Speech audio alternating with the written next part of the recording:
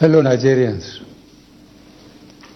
it has become necessary for me to address you, having heard from many concerned Nigerians and having concluded a meeting with all the security chiefs. I must warn those who have hijacked and misdirected the initial, genuine and well-intended protest of some of our youth in parts of the country against the excesses of some members of the now disbanded Special Anti-Robbery Squad, SARS. On Monday, 12th October, I acknowledged the genuine concerns and agitations of members of the public regarding the excessive use of force by some members of SARS. The choice to demonstrate peacefully is a fundamental right of citizens as enshrined in Section 40 of our Constitution and other enactments. But this right to protest also imposes on the demonstrators the responsibility to respect the rights of other citizens and the necessity to operate within the law. As a democratic government, we listened to and carefully evaluated the 5-point demands of the protesters. And having accepted them, we immediately scrapped SARS and put measures in place to address the other demands of our youth. On approving the termination of SARS, I already made it clear that it was in line with our commitment to the implementation of extensive police reforms.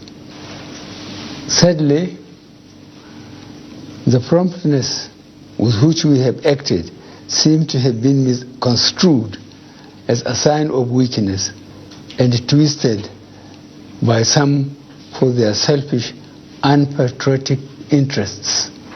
The result of this is clear to all observers. Human lives have been lost, acts of sexual violence have been reported, 2 major correctional facilities were attacked and convicts freed, public and private properties completely destroyed or vandalized, the sanctity of the palace of a peacemaker, the Oba of Lagos, has been violated. So-called protesters have invaded an international airport and in the process disrupted the travel plans of fellow Nigerians and our visitors.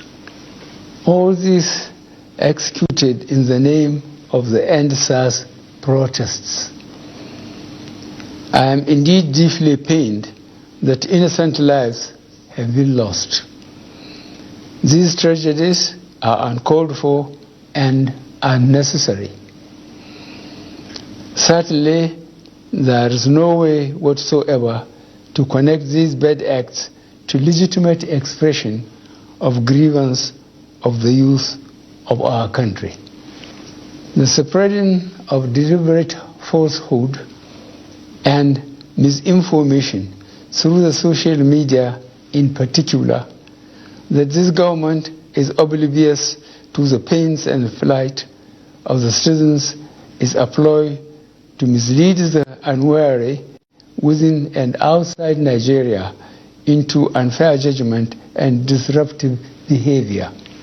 On the contrary, both our deeds and words have shown how committed this administration has been to the well-being and welfare of citizens, even with the steadily dwindling revenues and the added responsibilities and restrictions due to the coronavirus pandemic.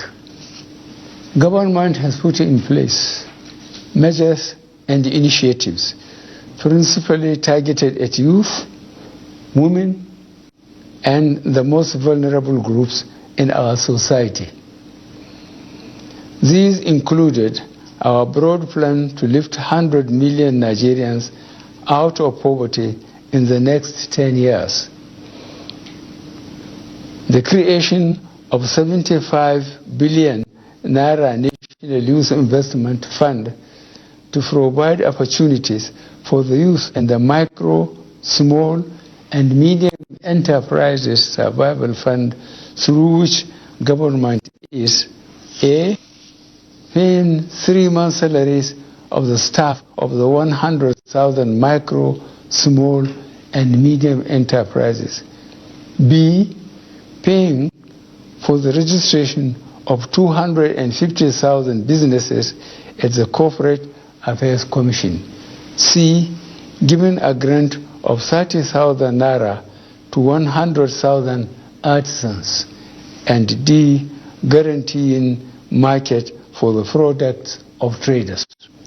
These are in addition to many other initiatives, such as A, farmer money, B, trader money, C, market money, D, N-Power, E, N-Tech, and F, N-Agro. No Nigerian government in the past has methodically and seriously approached poverty alleviation like we have done. With regards to the welfare of police personnel, the National Salaries, Income and Wages Commission has been directed to expedite action on the finalization of the new salary structure of the members of the police force. The emoluments of other paramilitary services are also being reviewed upwards. In order to underscore the importance of education in preparing youth for the future, this administration has come up with a new salary structure and other incentives for our teachers. Let me at this point reaffirm the federal government's commitment to preserving the unity of this country. We will continue to improve good governance and our democratic process, including through sustained engagement. We shall continue to ensure that liberty and freedom, as well as the fundamental rights of all citizens, are protected. But remember that government also has the obligation to protect lives and properties, as well as the right of citizens to go about their daily businesses freely and protected from acts of violence. To our neighbors in particular, and members of the international community, many of whom have expressed concern about the ongoing development in Nigeria, we thank you and urge you all to seek to know all the facts available before taking a position or rushing to judgment and making hasty pronouncements.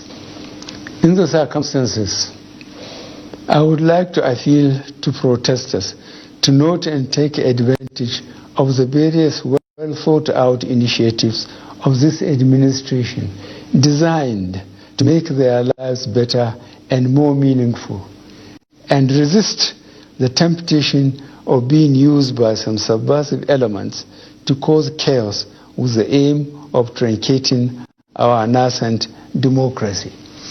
For you to do otherwise will amount to undermining national security and the law and order situation. Under no circumstances will this be tolerated.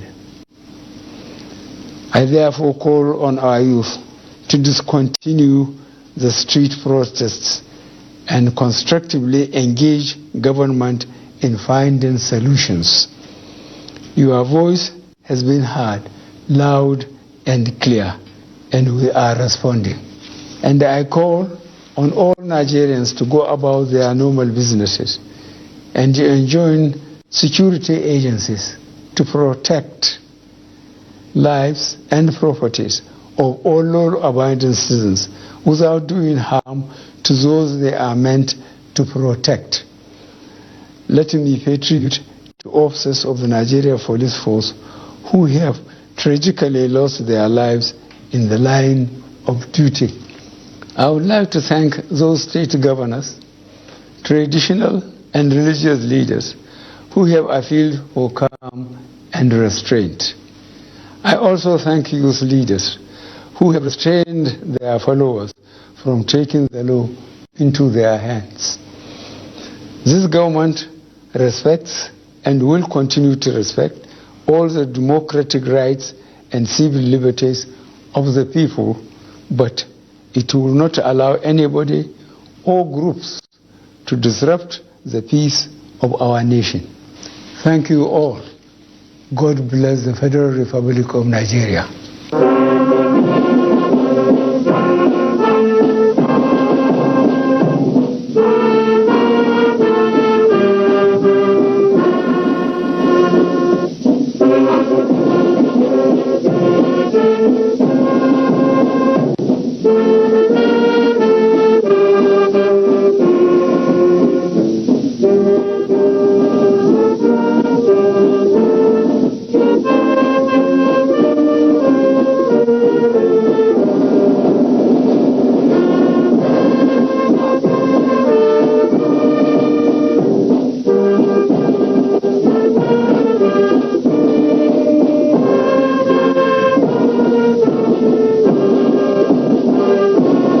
You can follow us